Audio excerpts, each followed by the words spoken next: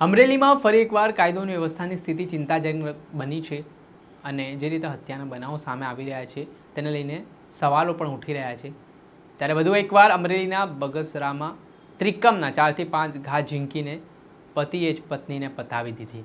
આ સમગ્ર ઘટનાથી વિસ્તારમાં ફફડાટ ફેલાયો છે। શું મામલો છે વિગતે ચર્ચા કરીએ।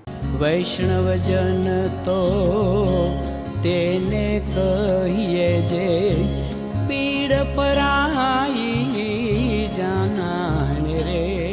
દર્શક મિત્રો, નવજીવન ન્યૂઝમાં આપનું સ્વાગત છે। હું છું ફૈઝાન।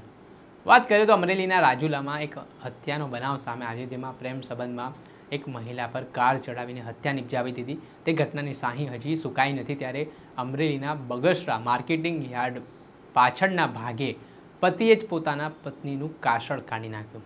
હવે આ ઘટના પાછળ માત્ર સામાન્ય વિવાદ, રસોઈ બનાવવા જેવી ઘટનામાં પતિ પત્ની વચ્ચે રકઝક થઈ, બોલાચાલી થઈ, પરંતુ આજના સમયમાં લોકો પર ગુસ્સો જે રીતે હાવી થઈ રહ્યો છે, સામાન્ય બાબતોમાં જે લોકોનો ઈગો હર્ટ થઈ રહ્યો છે અને વાત મારામારી અને હત્યા સુધી પહોંચી રહી છે, તે આજના સમયમાં સમાજ માટે પણ ખૂબ જ ચિંતાજનક બન્યું છે અને આવું જ કાંઈક છે તે બગસરામાં જોવા મળ્યું, જેમાં વિલાસ પરમાર નામના મહિલાની હત્યા કરી દેવામાં આવી અને હત્યા કરનાર તેમનો જ પતિ હોવાની વિગત સામે આવી, જેમાં ત્રિકમના 4 થી 5 જેટલા ઘા ઝીંકવામાં આવ્યા। વિલાસ પરમારને ગંભીર ઇજાઓ પહોંચતા લોહીલુહાણ હાલતમાં તેઓ જમીન ઉપર જ ઢળી પડ્યા હતા।